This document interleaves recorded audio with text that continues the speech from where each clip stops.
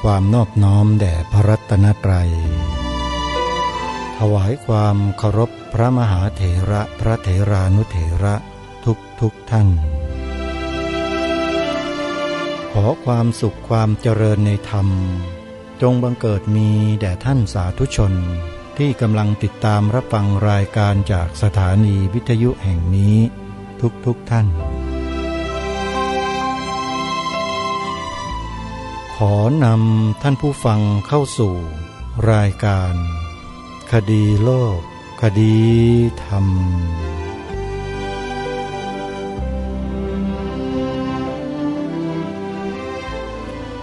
พบกันวันนี้วันแรม2 ค่ำเดือน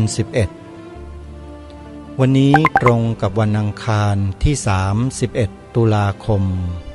พระพุทธศักราช2566รายการคดีโลกคดีธรรมมาพบกับสาธุชนเป็นปกติทุกวันจันทร์ถึงวันศุกร์และวันเสาร์อาทิตย์ทางสถานีวิทยุแห่งนี้ท่านผู้ฟังสามารถใช้โทรศัพท์มือถือระบบ Android ดาวน์โหลดแอปพลิเคชันที่ชื่อว่าวิทยุพุทธศาสนาทั่วไทยเพื่อติดตามรับฟังรายการนี้ได้ทุกวันนอกจากรายการคดีโลกคดีธรรมแล้วท่านยังสามารถรับฟังรายการธรรมะอื่นๆที่ครูบาอาจารย์ท่านได้แสดงไว้ได้กล่าวไว้ได้บรรยายไว้อีกเป็นจำนวนมากมายมหาศาลจากสถานีวิทยุพระพุทธศาสนาแห่งชาติจำนวน45สถานีที่รวมกันอยู่ในแอปพลิเคชันเดียวกันนี้นี่คือสิ่งที่ทางรายการย้ำมาโดยตลอดว่าเป็นโอกาสที่ดีของพวกเราชาวพุทธที่จะได้มีโอกาสสดับรับฟังธรรมบรรยายจากครูบาอาจารย์มากมายหลากหลายแล้วเราก็จะได้รับความรู้ที่หลากหลายในการนำเสนอของครูบาอาจารย์เหล่านั้นยกตัวอย่างเช่นพระอาจารย์สมภพโชติปัญโยแห่งวัดไตรสิกขาทลามลตารามมีลูกศิษย์ลูกหาก็ได้จัดทำเป็นคลิปเสียงคลิปวิดีโอเผยแพร่อยู่ในโลกโซเชียลมากมายสถานีวิทยุต่างๆก็นำมาเปิดออกอากาศผ่านแอปพลิเคชันดังกล่าวนี้ให้เราได้รับฟังกันเป็นประจำแล้วก็ถือว่าน่าจะเป็นจำนวนมากที่สุดที่มีการเปิดออกอากาศสถานีวิทยุต่างๆก็นำไปเปิดกันเป็นปกติรองลงมาก็จะเป็นอาจารย์ยอดเล่าธรรมะเล่านิยายอิงธรรมะให้พวกเราได้สดับรับฟังกันได้ข้อคิดต่างๆมากมายรองลงมาก็จะเป็นครูบาอาจารย์อื่นๆไม่ว่าจะเป็นหลวงพ่อหลวงปู่หลวงตาสายกรรมฐานตั้งแต่หลวงปู่ฟั่นพระอาจารย์มั่นหลวงพ่อพุธหลวงปู่เหรียญหลวงพ่อนั้นหลวงพ่อนี้สายกรรมฐานเยอะแยะมากมายสายวิชาการก็อย่างท่านเจ้าประคุณสมเด็จพระพุทธโฆษาจารย์ปอ.ประยุตโตท่านเจ้าคุณพระธรรมเมธาภรระแบบทิตยาโนหรือครูบาอาจารย์ในสายวิชาการต่างๆก็มีมากมายหลวงพ่อปัญญานันทะหลวงพ่อพุทธทาสภิกขุเหล่านี้เป็นต้นล้วนแล้วแต่มีประโยชน์มีคุณค่าในการฟังทั้งนั้นเลยเพียงแค่ท่านดาวน์โหลดแอปพลิเคชันวิทยุพุทธศาสนาทั่วไทยแอปเดียวเท่านั้นท่านจะมีสาระเหล่านี้ เลือกเปิดฟังได้อย่างมากมายแล้วก็ฟังได้ตลอด24ชั่วโมงไม่มีวันหยุดฟังได้ตลอดสำหรับรายการคดีโลกคดีธรรมนั้นจะเน้นเรื่องของอุดมการณ์เป็นหลักยึดหลักที่ถูกต้องของชาติบ้านเมืองเอาไว้ให้มั่นคงด้วยวิธีการแบบง่ายๆไม่ต้องไปท่องจำให้มากมายไม่ต้องไปใช้เวลาเรียนใช้เวลาเยอะแยะแค่นาที2 นาทีก็จำได้แล้วเราก็นำไปทำกันตลอดชีวิตจะบังเกิดสิ่งที่ดีที่งามขึ้นเป็นมหามงคลแก่ชีวิตของผู้ที่มีส่วนร่วมท่านสาธุชนผู้ฟังทุกท่านเราเป็นชาวพุทธเราต้องมีปัญญาในการทำพูดคิดเราจะไม่ใช้อารมณ์แต่จะใช้ปัญญาขบคิดพิจารณาเรื่องราวเหตุการณ์เนื้อหาสาระต่างๆที่เราได้รู้ได้ดูได้เห็นได้ฟังได้ยินได้อ่านได้เขียนได้เรียนอะไรต่างๆใช้ปัญญามันเกิดขึ้นมาได้ยังไงมันก็เกิดขึ้นจากการฟังนั่นแหละเริ่มต้นเลยฟังคลอดจากท้องแม่มาโตพอได้ความได้ยินเสียงนอนแบเบาะแม่ก็พูดอะไรต่อไม่อะไรให้เราฟังแสดงอาการให้เราก็จะรับรู้โดยโสตประสาทกันตั้งแต่แบเบาะแล้วแม่นั่นแหละคือครูคนแรกที่สอนให้เราทำอะไรต่อไม่อะไรสร้างแนวความคิดอะไรต่อไม่อะไรให้เราตั้งแต่เริ่มต้นต่อจากนั้นมาก็เป็นครูที่โรงเรียนชั้นอนุบาลชั้นประถมชั้นมัธยมแล้วก็เริ่มเรียนรู้จากเพื่อนๆสิ่งรอบข้างนี่คือการเรียนรู้ทั้งหมดแต่สิ่งหนึ่งที่พวกเราไม่ใคร่จะได้เรียนรู้กันก็คือหลักการของความเป็นมนุษย์ที่ถูกต้องมนุษย์ในโลกใบนี้จำนวน 7,000 กว่าล้านคนที่มีอยู่ในโลกปัจจุบันเนี่ยขาดความรู้เรื่องนี้กันเป็นจำนวนมากเรื่องหลักการของความเป็นมนุษย์เนี่ยและหลักการของความเป็นมนุษย์ที่ดีที่สุดถูกต้องที่สุดอยู่ที่ไหนเราต้องรู้จักตั้งคำถามแล้วก็หาคำตอบมีไหมหลักการที่ดีที่สุดของมนุษย์ที่ควรจะปฏิบัติตามหลักการนั้นมีหลักอะไรหลักโพธิปักขิยธรรม37ประการฟังแล้วงงใช่ไหมไม่รู้ว่าคืออะไรโพธิปักขิยธรรม37ประการนี่แหละก็เพราะไม่รู้นี่ไงแล้วมันจะปฏิบัติได้ไหมเล่า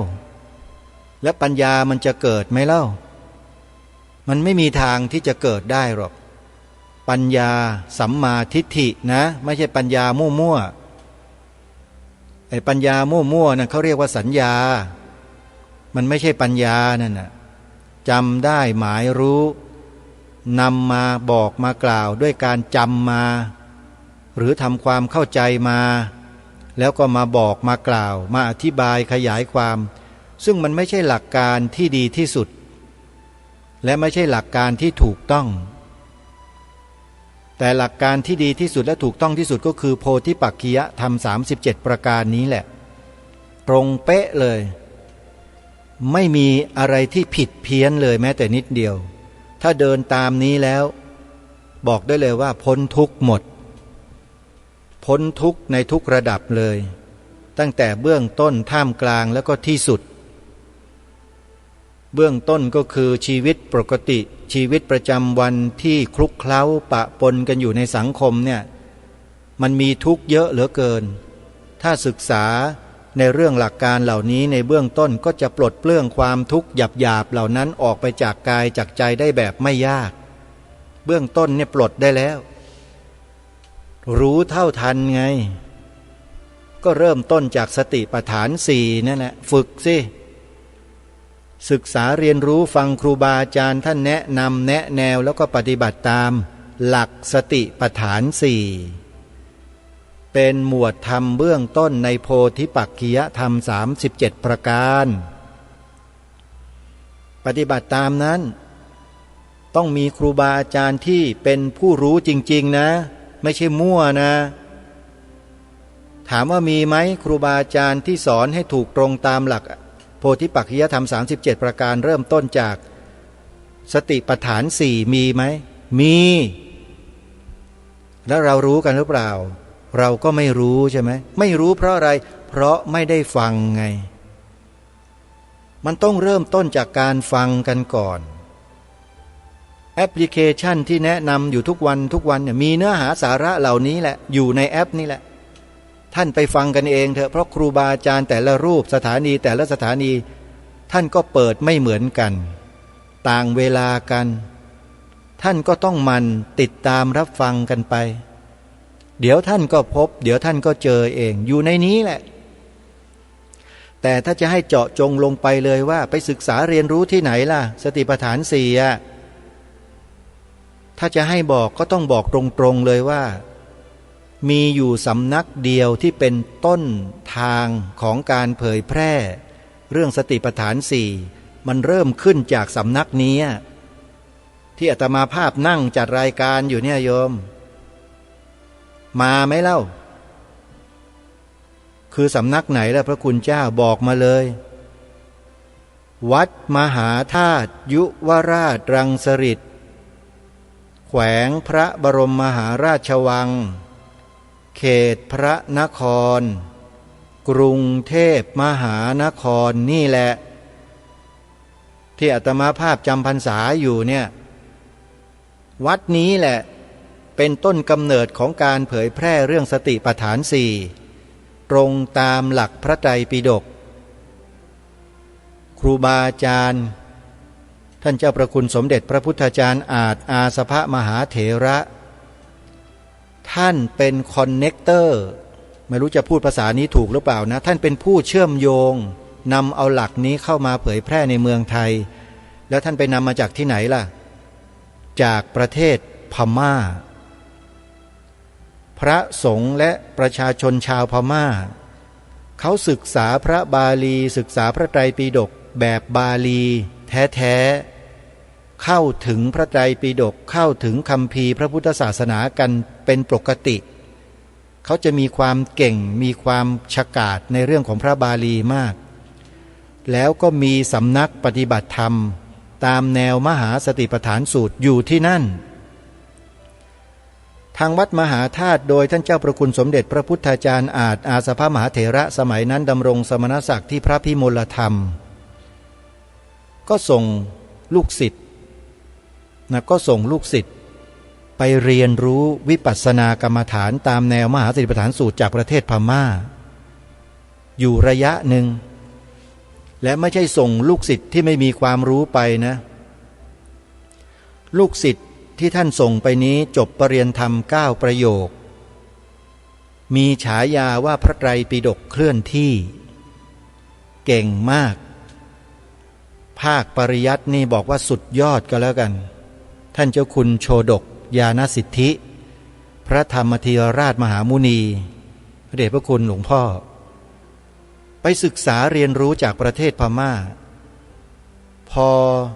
ปฏิบัติฝึกฝนอบรมตนไปสักระยะหนึ่งแล้วก็เทียบเคียงกับพระไตรปิฎกที่ตนเองได้ทำการศึกษาค้นคว้ามาเป็นอย่างดีแล้วท่านกลับมาเมืองไทยแล้วท่านก็มาเผยแพร่เรื่องของสติปัฏฐานสี่โดยให้โยคาวจรเนี่ยโดยท่านให้บัญญัติคำบริกรรมในเบื้องต้นให้แก่โยคาวจรใช้ในการกำหนดด้วยคำว่าหนอ ได้ยินคำนี้แล้วทุกคนก็หายสงสัยใช่ไหมว่าแนวไหนแนวยุบหนอพองหนอนี่แหละเขาเรียกว่าแนวสติปัฏฐานสี่เพียวทรายเลยเริ่มต้นจากวิปัสสนาล้วนๆตรงตามพระไตรปิฎกทุกอย่างแล้วสายอื่นแล้วไม่ตรงหรือยังไงท่านตรงเหมือนกันแต่ไม่ตรงเสียทีเดียวคือไปเจริญสมถะสมาธิแล้วก็ยกจิตขึ้นสู่วิปัสสนาลดสมาธิลงมาแล้วก็ยกจิตไปพิจารณารูปนามขันธ์ห้าอนิจจังทุกขังอนัตตาก็ไม่ได้ผิดอะไรถูกต้องแต่กำลังจะบอกว่าสำนักเนี้ยครูบาอาจารย์ผู้ทรงปริยัติศึกษาพระบาลีอย่างแตกฉานแล้วท่านไปเรียนมาแล้วนำเข้ามาเผยแพร่ความผิดความเพี้ยนนั้นน้อยแทบจะไม่มีเลยก็ว่าได้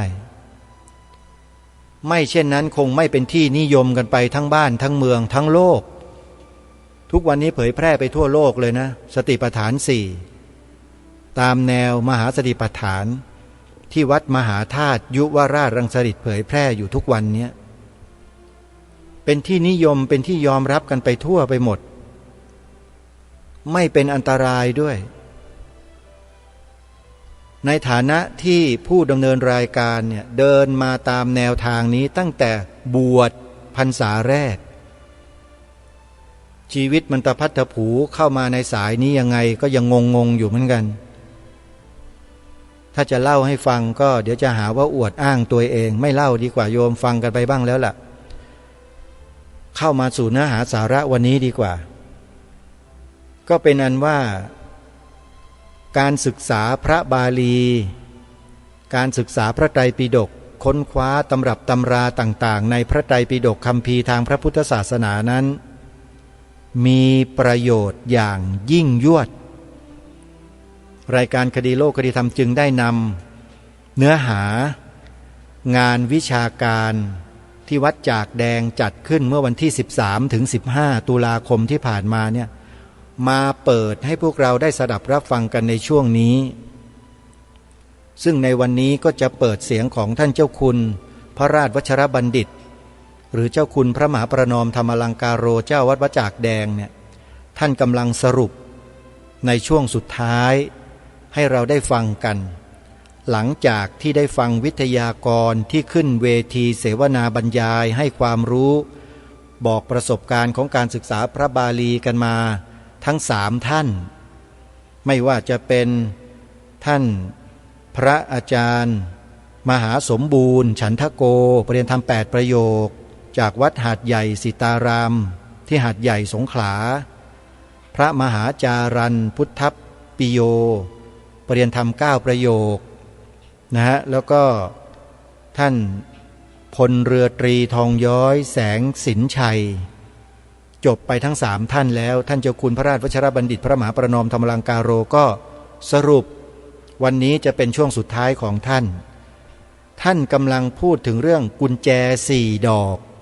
ที่จะไขเข้าไปสู่พระไตรปิฎกวันนี้เราจะมาฟังกันให้ชัดๆอีกครั้งหนึ่งว่าท่านหมายถึงอะไรเพื่อไม่ให้เป็นการเสียเวลาที่เราไปติดตามรับฟังพร้อมๆกันได้ณบัดนี้นะโบราณก็บอกไว้ว่าความรู้อยู่ในตำราทรัพย์อยู่ในมือของคนอื่นเมื่อมีคราวจำเป็นต้องใช้ความรู้นั้นก็ไม่ใช่ของเราทรัพย์นั้นก็ไม่ใช่ของเราอย่างที่โลกนิตได้กล่าวเป็นภาษาบาลีว่าโปตเกสุจยังสิปังประหัตเถสุยังทนังยถากิจเจสมุปปันเนนะตังสิปังนะตังทนังโปตเกสุจะยังสิปังความรู้ใดอยู่ในตำราอยู่ใน 5G ประหัตเถสุยังทนังเงินอยู่ในดิจิตอลอยู่ในธนาคารยถากิจเจสมุปปันเนต้องการจ่ายด่วนตอนนี้ณตังสิปังความรู้นั้นก็ไม่ใช่ของเราณตังทนังเงินนั้นก็ไม่ใช่ของเราต้องอยู่ในมือของเราเพราะฉะนั้นเนี่ย 5G ได้ระดับหนึ่งต้องอยู่ ที่หนึ่งสมองสองมือของเรานี่แหละนะเพราะนั้นก็คือจริงๆแล้วการเรียนการเรียนพระบาลีจำเป็นไหมจำเป็นนะฮะหนึ่งเรียนเพื่อสร้างกุญแจสองเรียนเพื่อสร้างรหัสถ้าเราเรียนคัมภีร์เหล่านี้โดยเฉพาะเราจะเรียนเพื่อสร้างกุญแจเนี่ยกุญแจในการค้นคว้าพระไตรปิฎกพระไตรปิฎกอยู่ในตู้ต้องมีกุญแจไขกุญแจไขตู้พระไตรปิฎกมีกี่ดอก4 ดอกดอกแรกไม่มีก็ได้โอเคก็คือดอกแรกนะดอกแรกก็คือกุญแจดอกแรกไวยากรณ์นะกุญแจดอกแรกคือไวยากรณ์ถ้าเรามีกุญแจดอกนี้เปิดเข้าไปเจอแล้วไวยากรณ์จะเห็นเลยนะพอเห็นไวยากรณ์อ๋อมันมี4 บทนะมีบทนามบทอักขยานบทนิบาตนะฮะบทอุปสรรคอ๋อบทมีในลักษณะอย่างนี้อ๋อเห็นแล้วเห็นไวยากรณ์เห็นบทเห็นวรรคยะนะก็กุญแจดอกแรกต้องสร้างให้ได้ในการไขตู้พระไตรปิฎกพระไตรปิฎกทุกที่อยู่ในตู้ต้องสร้างกุญแจนะฮะกุญแจดอกแรกคือไวยากรณ์กุญแจดอกที่2คำศัพท์คืออภิธานปฏิปิกาเพราะฉะนั้นเนี่ยพจนานุกรมบอกเลยว่าประเทศไทยเราใช้น้อยมากนะเจ้าคุณวัดพระราม9พิมพ์พจนานุกรมทำบทแจกมันทุกวัดแหละถามว่าใช้ไหมก็ไม่ก็ได้ใช้นะวางไว้ข้างๆถึงเวลาก็ไปเปิดแปลโดยพิจารณาแปลโดยอัดจี้ไปแล้วพจนานุกรมนะพิมพ์เล่มหนึ่งตั้ง1,000 กว่าบาทไม่ได้ใช้นอกจากครูบาอาจารย์บอกให้ดูเพราะฉะนั้นคำศัพท์เนี่ยคำศัพท์คืออภิธานเนี่ยถ้าไม่ท่องต้องเปิดอ่านทุกวันถ้าไม่เปิดอ่านต้องท่องมี2 อย่างถ้าไม่เปิดอ่านไม่ท่องพจนานุกรมเล่มใหญ่ไม่มีประโยชน์นะเพราะฉะนั้นอ่านหรือท่อง2 อย่างเนี่ยถ้าเปิดอ่านก็ต้องเปิดถ้าไม่เปิดอ่านต้องท่องอันนี้คือกุญแจดอกที่2มี2 อย่างเนี่ยท่องหรือไม่ก็ต้องอ่านอย่างน้อยวันละ10 คำนะอันนี้ก็คือกุญแจดอกที่2จึงจะได้กุญแจดอกที่3ก็ฉันทลักษณ์เมื่อช่วงกลางวันก็ถามพระเถระชาวลังกาฉันมีตั้ง108 ฉันนะแต่ทำนองวัดในการคือภาษาบาลีมันจะมีได้ฐานเสียงแล้วก็ได้โทนเสียงได้โทนเสียงแล้วก็ทำนองเสียงทำนองเสียงแล้วก็อารมณ์ฐานมี6 ฐานโทนมี10 โทนทำนองมี32 ทำนองอารมณ์ในการสวดมี3 อารมณ์ฐาน6 ฐานก็กันถาตาลุเป็นต้นนั่นแหละ6 ฐานโทนล่ะ10 โทนก็พยัญชนะพุทธิ10 ประการนั่นคือโทนเสียงทำนองล่ะ32 ทำนอง32 ทำนองอย่างเช่นทำนองฝนตกโมโมโคโควิชุมมาลาอันนี้ก็ทำนองฝนตกนะหรือระโททตาคาถาทำนองรถไฟกำลังจะออกฉึกฉักฉึกฉักฉึกฉักนะมันมีระโททตาคาถาทำนองรถไฟกำลังจะออกหรือทำนองคลื่นซัดเข้าหาฝั่งมันจะมีทำนองทั้งหมดแต่ทำนองเหล่านี้โบราณบอกว่ามี32 ทำนองแต่ตอนนี้มีวัดไหนสืบทอดไว้บ้างเราไม่รู้เลยทำนองเราไม่รู้ทำนองเราไม่รู้อะไรสวดยังไงล่ะก็สวดตามใจฉันนั่นแหละฉันอยากสวดยังไงก็สวดอย่างนั้นอย่างเช่นพุทธังสรณังคัจฉามิพุทธังสรณังคัจฉามิเนี่ยเป็นไรสาวิตรีฉันพุทธังสรณังคัจฉามิ8ธัมมังสรณังคัจฉามิ8สังฆังสรณังคัจฉามิ8อะไร8 3 24เป็นไรสาวิตรีฉันเป็นสาวิตรีฉันเนี่ยเป็นสุดยอดของฉันทลักษณ์แล้วจะสวดยังไงล่ะก็สวดธรรมดาเนี่ยพุทธังสรณังคัจฉามิ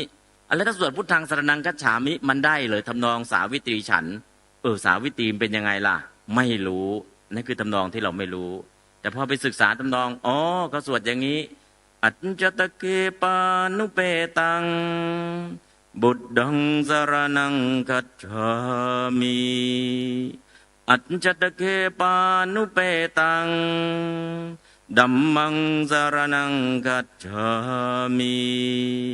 อัจจตเกปานุเปตังสังฆังสรณังคัจฉามิถ้าสวดทำนองมันก็ฟังดูดีนะถ้าได้ทำนองเพราะฉะนั้นแต่ละบทมันมีทำนองไม่เหมือนกันนะเพราะทำนองไม่เหมือนกันเหล่านี้เนี่ย วัดในการสวดหรือทำนองในการสวดเนี่ยถ้าเราไม่ได้ตอนนี้เหลือสองทำนองบ้านเราหนึ่งทำนองสังโยกสองทำนองมคธทำนองสังโยกมันคืออะไรก็เสวนาจะบาลานังปันติดานันจะเสวนาปูชาจะปูชนียานังเอตัมมังกระมุตตมังปฏิรูปเรสวาโซจะสวดติดพืชเลยก็เรียกว่าทำนองสังโยกทำนองมคธล่ะเสวนาจะบาลานังปันติตานันจะเสวนาปูชาจะปูชนียานังเอตัมมังกระมุตตมังปฏิรูปเดสวาโซจะปุเปจักตปุญญาตาอัตตสมมาปณิทิจะเอตัมมังกระมุตตมังไปหยุดที่บาทที่สองบาทที่สองเราก็ตั้งชื่อว่านี่ทำนองมคธแต่จริงๆใช่หรือไม่ใช่ก็ไม่รู้เนาะแต่บ้านเราก็เหลือเนี่ยหนึ่งทำนองสังโยกสองทำนองมคธเหลืออีกทำนองหนึ่งทำนองสรพัญญะเป็นยังไงล่ะเสวนาจะบาลานังปันดิตานันจะเสวนาเราก็ไปของเรานะทำนองสารพันยักษ์ก็ไปเรื่อยเปื่อยแต่จริงทำนองมันคืออะไรทำนองที่เราจะต้องสวดเราก็ไม่รู้ทำนองแบบวัยรุ่นได้ไหมแรปเลยยังไงล่ะเสวนาจะบาลานังปันดิตานันจะเสวนาปูชาจะปูชนีอย่างตมังกระมุตตมังจะแรปอย่างนี้ก็ได้นะเพราะนั้นก็จะมีทำนองมันมีสารพัดเลยเพราะนั้นสิ่งเหล่านี้ถ้าเรารู้เสวนาเนี่ยจะสวดให้มันเพราะมันเพลินได้ไหมได้มันมีตั้ง32ทำนองแต่32ทำนองเราไม่ได้ศึกษาไม่ได้เรียนรู้เนี่ยไม่ได้เลยสักทำนองเดียวพอไม่ได้สักทำนองเดียวพอได้ยินเสียงภาษาบาลีเกิดอะไรขึ้นเบื่อง่วงจะหลับทำไมล่ะฟังก็ไม่รู้เรื่องทำนองก็ไม่กินใจมันไม่อินนะมันไม่อินฟังแล้วมันน่าเบื่อและทำยังไงล่ะให้มันอินน่ะคำว่าอินในที่นี้คือเกิดอารมณ์และภาวะวิภาวะอนุภาวะคือคนฟังเนี่ยจะอินในอรรถรสของการสวดตั้งแต่สิงคารสรักกรุณารสสงสารวีระรสอาถรรพ์อภุตารสอัศจรรย์พีพระชารสน่ารังเกียจรุทธารสเศร้าสันตารสสงบสุดท้ายวิมุตติรสแห่งความหลุดพ้นแต่ณปัจจุบันเราไม่สามารถใส่ได้แม้แต่รสเดียวก็เลยกลายเป็นว่าสวดแล้วไม่เป็นสับปะรดรสเดียวก็ไม่ได้นะสับปะรดก็ไม่เกิดสิงคารารสไม่ต้องพูดถึงกรุณารสไม่ต้องพูดถึงรสทั้ง9ไม่ได้คือภาวะวิภาวะอนุภาวะเนี่ยอารมณ์หรือ feeling แห่งการรับรู้มันไม่เกิด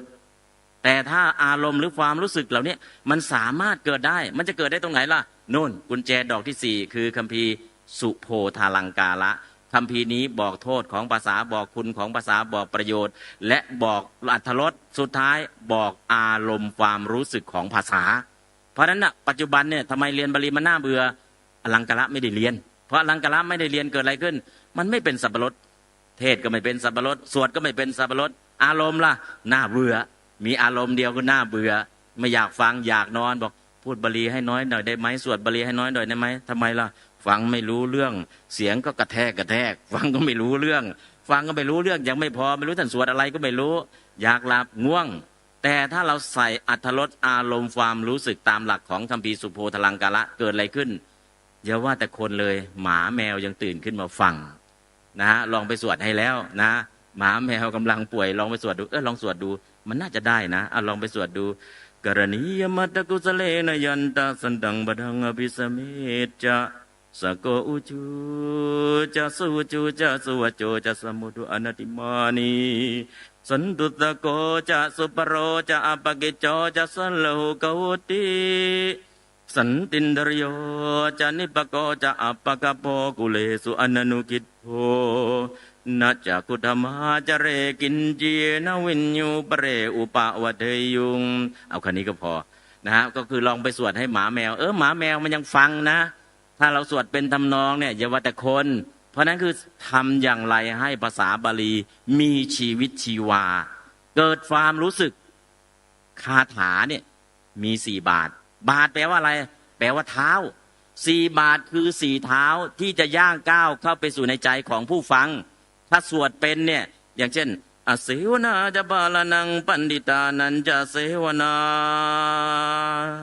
ปูชาจะปูชนียานังเอตัมมังคลมุตตมังเอตัมมังคลมุตตมังคือเสียงขึ้นบาทที่2เหมือนหงเหิน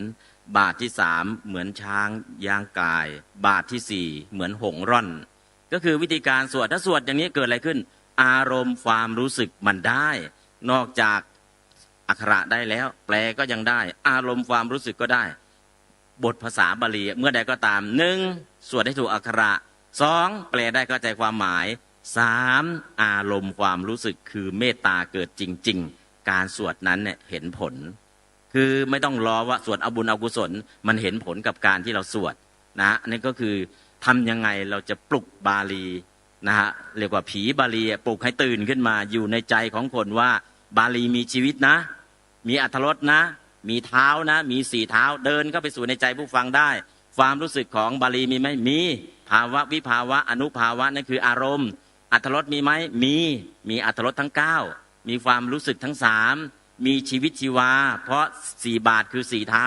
ที่จะเดินเข้าไปสู่ใจของผู้ฟังนั่นแหละการศึกษาบาลีถ้ากุญแจ4 ดอกนี้ได้สร้างกุญแจเสร็จแล้วไปขายตู้พระไตรปิฎกเลยพอขายแล้วเจอทีมะสังอังคุสังวิทาปุกะยะปะอาปะมะมัจจุปะเห็นรหัสแล้วพอเห็นรหัสมีตัวไขรหัสมีไหมอภิธรรมมัตตสังกหะ9 ปริเฉดและเนติปกรณ์นั้นคือรหัสที่จะไขเข้าไปสู่ทุกตัวอักษรคำว่ารหัสคืออะไรรหัสคือองค์ธรรมถ้าในช่วงสงครามเนี่ยพวกเสนาธิการทหารระดับเสจะรู้รหัสของกองทัพเวลามีความลับสุดยอดจะไม่ใช้ภาษาสื่อสารใช้ภาษาแสรหัสตัวนี้ในกองทัพใช้ในสายลับใช้และในพระไตรปิฎกทุกตัวอักษรถอดรหัสออกมาได้เลยอย่างเช่นเยธรรมาเหตุปปวาเตสังเหตุงตถาคโตอาหะ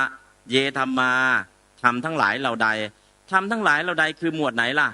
ไม่ใช่ 84,000 ธรรมขันธ์เยธรรมาหมายถึงทุกขสัจจะเอาทุกขสัจจะถอดรหัสมาดิทุกขสัจจะถ้ารหัสตามพระสูตรคือชาติทุกข์ชราทุกข์มรณะทุกข์เป็นต้นมี12อย่างถ้าตามอภิธรรมล่ะโลกียจิต81เจสิก51เว้นโลภะรูป28 81 51 28รวมเป็น160นั่นคือรหัสธรรมของเยธรรมาคือแปลเสร็จเนี่ยถอดรหัสธรรมเอารหัสเหล่านี้ไปทำอะไรไปจำแนกโดยขันธ์อายตนะธาตุสัจจะเพื่อหาว่าอันนี้เป็นสมถะภูมิอันนี้เป็นวิปัสสนาภูมิเมื่อเห็นรหัสเหล่านี้แล้วสุตตมยปัญญามันจะเกิดแล้วก็น้อมเข้าไปสู่จินตามยปัญญาสุดท้ายเทศนาวสาเนพอเทศจบพหูคนฟังจำนวนมากโสตาปฏิปลาทีนี้ปาปริงสูตรได้บรรลุเป็นพระอริยบุคคลมีโสดาบันเป็นต้นพอฟังแล้วมันไม่ใช่แค่ understand มัน get มากกว่า get คือมัน in มากกว่า in คือมัน see I see ไม่ต้องฉาย powerpoint พูดแล้วเห็นภาพเห็นนิพพานด้วยตาปัญญาเหมือนเห็นด้วยตาเนื้อนั่นแหละคือสภาวะจริงๆทั้งสุตตะทั้งจินตาทั้งภาวนามยปัญญาเขาเรียกว่าฟังแบบทะลุทะลวงคนฟังแล้วสุตตะเกิดเข้าใจน้อมเข้ามาสู่ขันธ์5ตัวเองจินตามยปัญญาเกิดน้อมผ่านโยนิโสผ่านกระบวนการของโยนิโสมนสิการคือเอาวชนะจิตทำหน้าที่พิจารณาเหตุผลภาวนามยปัญญาเริ่มทำงานตั้งแต่นามรูปปริเฉทญาณจนถึงโคตรภูญาณเข้าสู่มรรคญาณผลญาณปัจเจเวกญาณตามลำดับมันจะเรียกว่าฟังแล้วมันเห็นรูปเห็นร่างเห็นชัดเจนคือฟังแล้วได้เข้าใจอย่างทะลุทะลวง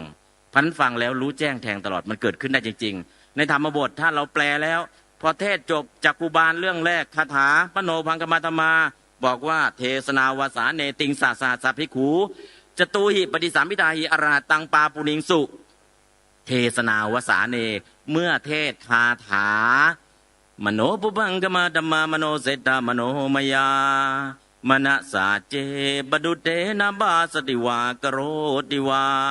ตโตนังดุกมันเวติจักกังวะวะโตปะทัง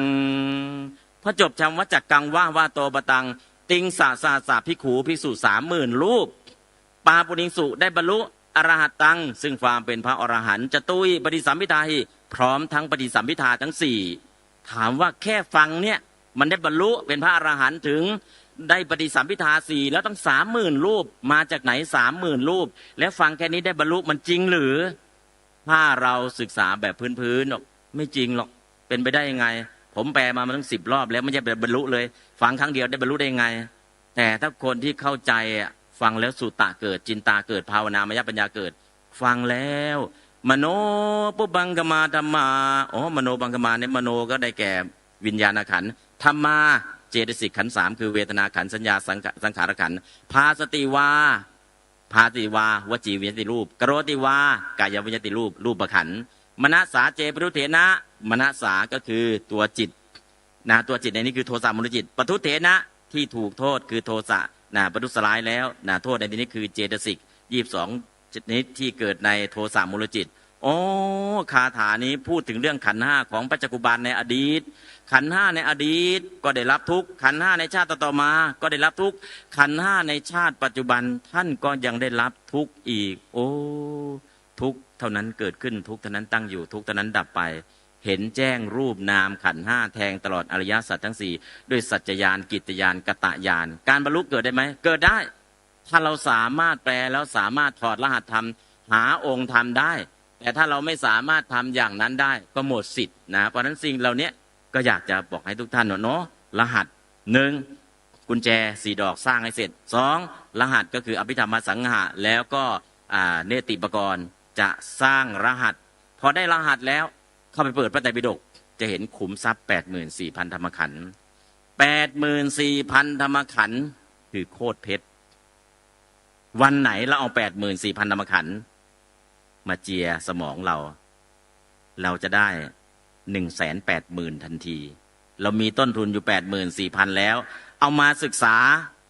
มารับสมองของเราสมองของเราจะกลายเป็นเพชรที่มีมูลค่าทันที 184,000 เพราะท่านชยสาโลบอกว่าสงสารชาวพุทธไทยนั่งทับโคตรเพชรแต่บอกว่ายากจนโคตรเพชรในนี้คือ 84,000 ธรรมขันธ์เรานั่งทับเราไม่เรียนเราไม่ศึกษาเราไม่เอามาใช้เราก็อยู่ในสภาพอย่างนี้เพราะฉะนั้นวันไหนได้ศึกษาพระไตรปิฎกเราจะเห็นเลยนั่นคือโคตรเพชรเพราะฉะนั้นอาจจะศึกษานานไหมก็เป้าหมายของการศึกษาก็คือเพื่ออยู่จบพรหมจรรย์นั้นคือเป้าหมายสูงสุดเป้าหมายรองลงมาคือการเข้าถึงอัดเข้าถึงธรรมเป้าหมายต่ำที่สุดคือการสอบผ่านถ้าเราตั้งเป้าหมายสอบผ่านจบไปไม่รอดเป้าหมายสูงสุดต้องอยู่จบพรหมจรรย์ถ้าไปไม่ถึงขั้นนั้นขอให้รู้แจ้งปริยัติศาสนาต่ำสุดไม่ได้เลยสอบผ่านยังผ่านแล้วแต่ยังไม่เข้าใจธรรมะเดี๋ยวจะทำความเข้าใจธรรมะต่อไปถ้าอย่างนี้โอเคแต่ตั้งเป้าหมายสูงสุดว่าสอบผ่านพอแล้วจบแล้วการศึกษานะเพราะฉะนั้นการศึกษาของเราเนี่ยตั้งเป้าหมายให้สูงสุดว่าสูงสุดก็คือการอยู่จบพรหมจรรย์นะไม่ถึงขั้นนั้นล่ะไม่ถึงขั้นนั้นก็ขอให้รู้แจ้งขอให้สอบผ่านถ้าทำอย่างนี้ได้ปริยัติของเราก็จะพัฒนาขึ้นปริยัติเหมือนขอบสระปฏิบัติเหมือนน้ำที่อยู่ในสระปฏิเวทเหมือนดอกบัวที่เกิดในสระถ้าปริยัติคือขอบสระไม่แข็งแรง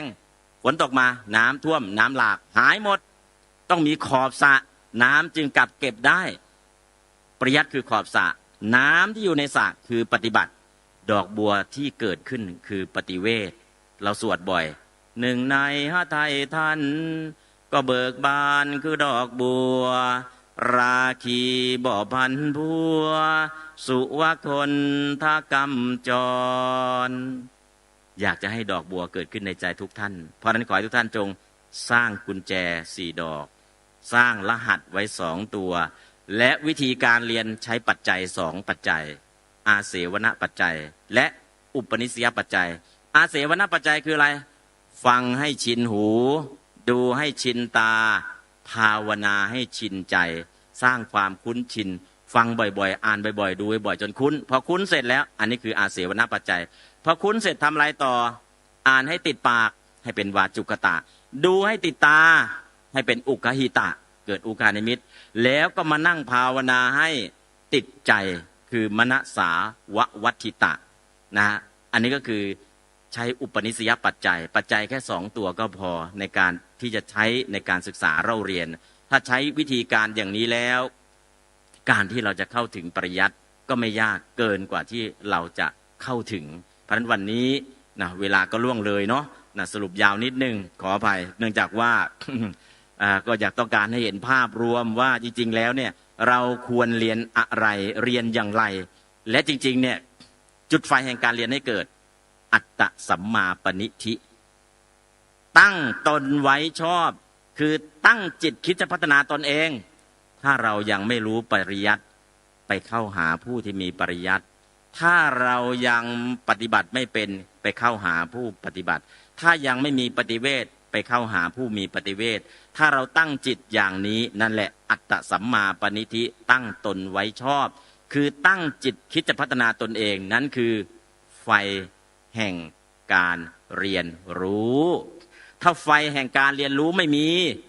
active learning มีอย่างเดียวคือถีบเข้าห้องเรียนถ้า active learning ไฟแห่งการเรียนรู้มี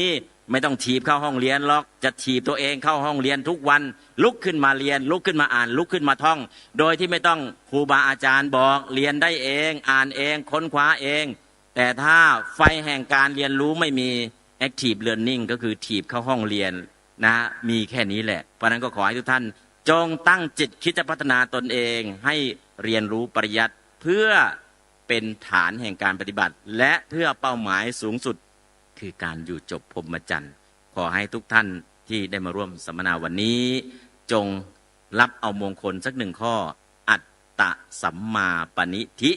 ตั้งตนไว้ชอบให้ตั้งจิตคิดจะพัฒนาตนเองให้ถึงพร้อมด้วยปริยัติแล้วพร้อมโยนิโสมนสิการให้ถึงพร้อมด้วยปฏิบัติสุดท้ายขอให้ปฏิเวทคือดอกบัวจงบังเกิดขึ้นในใจของทุกท่านแล้วก็ขออนุโมทนาอาจารย์ทองย้อย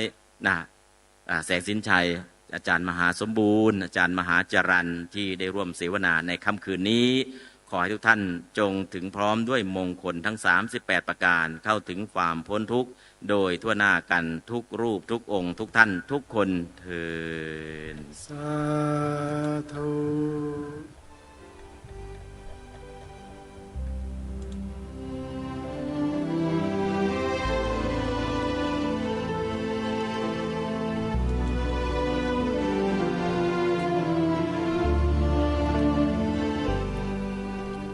ท่านสาธุชนผู้ฟังทุกท่านการเสวนาในวันแรก13ตุลาคมพระพุทธศักราช2566ณ วัดจากแดงตำบลทรงขนองอำเภอพระประแดงจังหวัดสมุทรปราการก็จบลงในวันนั้นเพียงเท่านี้นี่คืองานวันแรกในช่วงค่ำที่มีวิทยากรที่พูดเป็นภาษาไทยให้พวกเราได้สดับรับฟังกันอย่างเข้าใจโดยไม่ต้องแปลความหมายถือว่าเป็นการเริ่มต้นของงานสัมมนาวิชาการการศึกษาพระปริยัติศาสตร์นานาชาติได้เป็นอย่างดีเยี่ยมโดยเฉพาะผู้ดำเนินการคือท่านเจ้าคุณพระราชวชรบัณฑิตหรือพระอาจารย์มหาประนอมธรรมลังกาโรท่านเป็นผู้รู้ผู้แตกฉานในด้านการศึกษาพระบาลีทุกวันท่านเป็นครูเป็นอาจารย์สอนพระบาลีแก่พระภิกษุสามเณรในวัดจากแดงแล้วก็เผยแผ่ธรรมไม่ว่าจะเป็นการบรรยายให้ความรู้การแสดงพระธรรมเทศนาหรือแม้แต่กระทั่งการสอนให้ประพฤติปฏิบัติวิปัสสนากรรมฐานท่านก็ทำได้ทุกอย่างสวดมนต์ขอฝนท่านก็ทำได้สวดมนต์โดยพระบาลีนี่แหละเพื่อที่จะขับดวงวิญญาณร้าย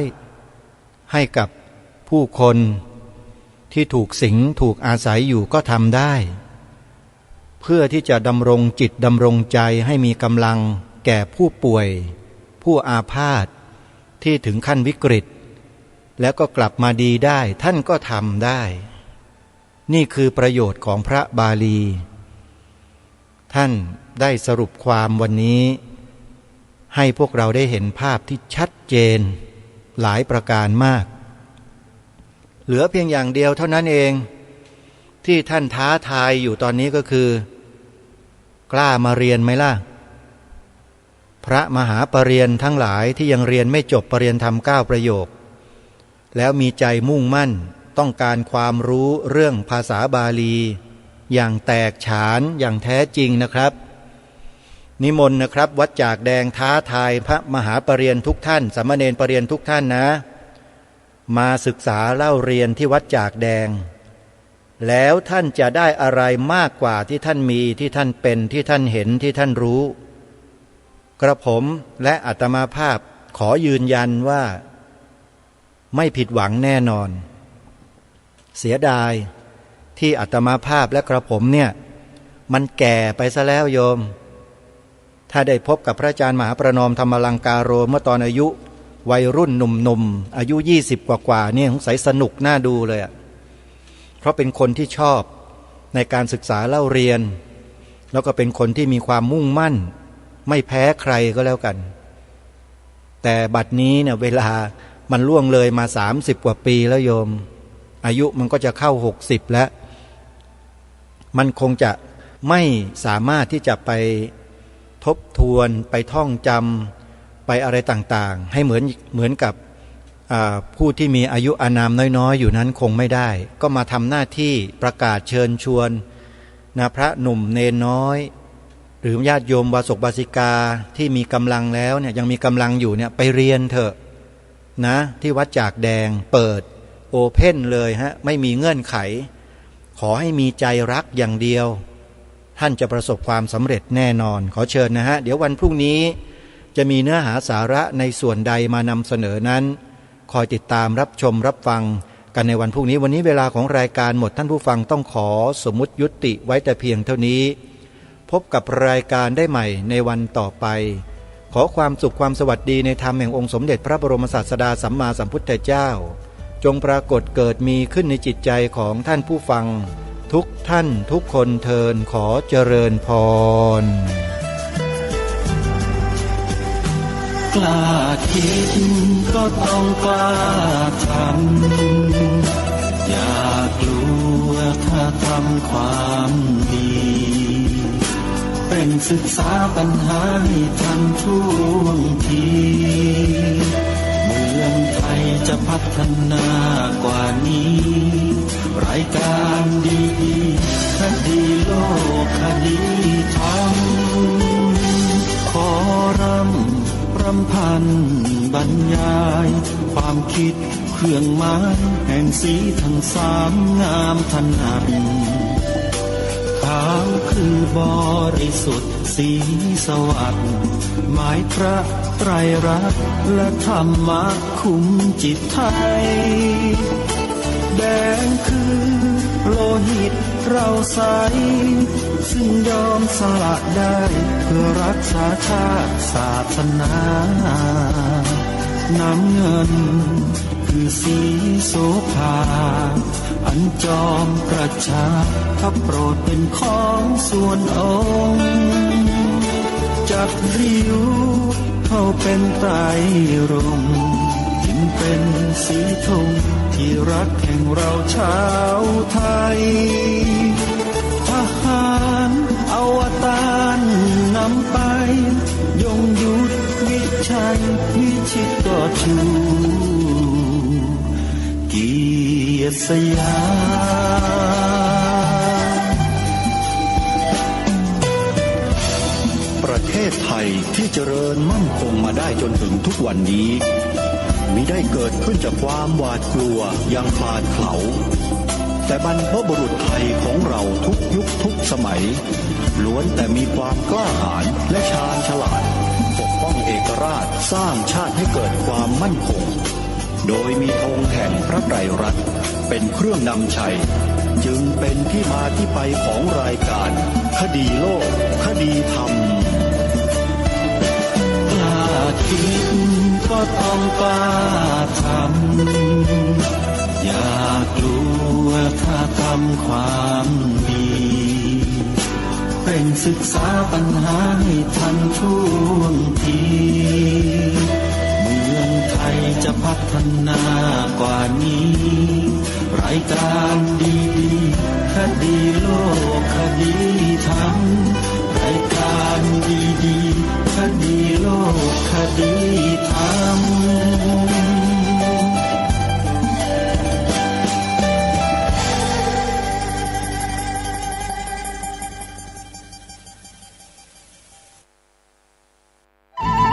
ที่จบไปแล้วนั้นเป็นรายการ